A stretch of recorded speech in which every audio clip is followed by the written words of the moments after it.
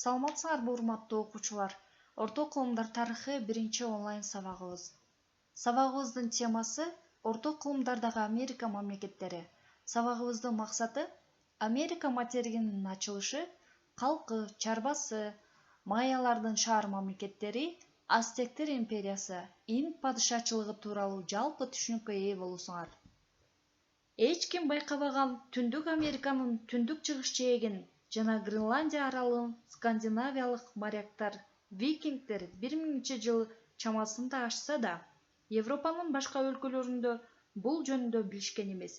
1492 жай мезгилинде батыш тарапка сүзүп жүрүп отуруп, Индияга барууга болот деген божомолдоолордун негизинде Индияга жетүүгө аракет кылган 90 кишиден ашпаган 3 каравелла Христофор Колумбдун жетекчилиги менен Европадан батышты көздөй сүзүп жөнөйт. Жумалар өтөт, жердин караңгы көрүнбөйт, учу кыйрына көз жетпеген океан созулуп жатат. Матростардын нааразычылыктарына карабастан, Христофор Колумб белгиленген жол боюнча кемелерди алып жүрүп отурат. Арадан 70 күн өткөндөн кийин таңгамал кемелердин биринин мачтасынан матростун жер деген кыйкырган үнү угулат. Испандык кемелер кичинекей аралга келип токтойт. Жээке Испаниянын желегин сайып, Колумб андан ары алтын издеп түштүккө карай жөнөйт жана чоң аралдарды Куба менен Гаитини ачат. Саякаты аяктаган кезде 3 кемеден бирөө гана калат. Колумб Испанияга ошол кеме менен кайтат. Өмүрүнүн акырына чейин жаңы материкти ачкандыгын билген эмес. Өзү ачкан жерлерди Индия деп, анда жашаган адамдарды индеецтер деп атаган.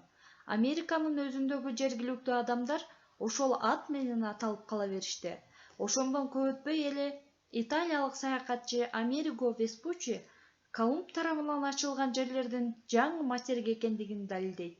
1507 жаңы материк Америгонун аты боюнча Америка деп аталып калды.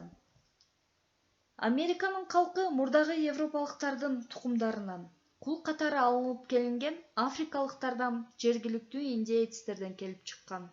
Америкада көп сандаган уруулар жашаган. Алардын эң көбү европеоидтер болгон.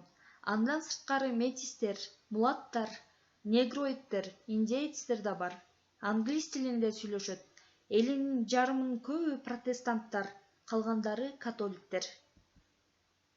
Калктын көпчүлүк бөлүгү аңчылык жана балык улоочулук менен кесип кылышкан. Түндүк Американын түштүгүндө, Борбордук жана Түштүк Американын дөңсөлөрүндө дыйканчылык өнүккөн.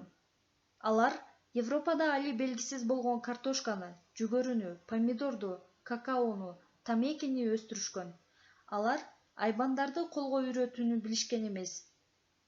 Америкада жылкы болгон эмес, түндүктө иттерди, түштүктө ламаларды колго үйрөтүшкөн. Американын элдери сокону, дөңгөлөктүү арабаны жасаганды билишкен эмес. Алардын эмгек куралдары жөнөкөй болгон. Курал-жаракты жыгач, таш жана колодон жасашкан. Майя эли Борбордук Америкадагы Юкатан жарым аралында жашаган индеец калкы. Майялардын негизги кесиби дыйканчылык, дини католик. Алар Мексиканын түштүк-чыгыш бөлүгү, Гондурас жана Гватемалада жашап, Америкадагы эң байыркы цивилизацияны түзгөн. 1000-жылдыкта майяларда таш имараттуу шаарлар пайда болуп, 100дөн ашык шаар мамлекеттери белгилүү. Алардын эң ирилери Тикаль, Копан, Чиченице, Ушмаль жана башка. Майялардын шаар мамлекеттеринде кол өнөрчүлүк соода кеңири өнүккөн.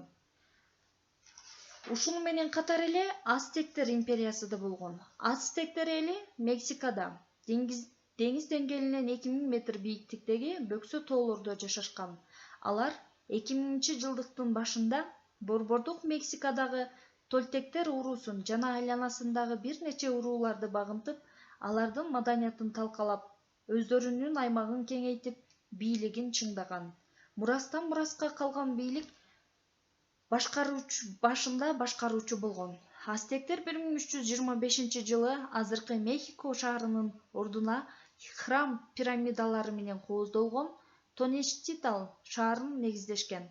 15-кылымда Ацтектер империясы бүткүл Борбордук Мексиканы өз бийлигине баш ийдирген.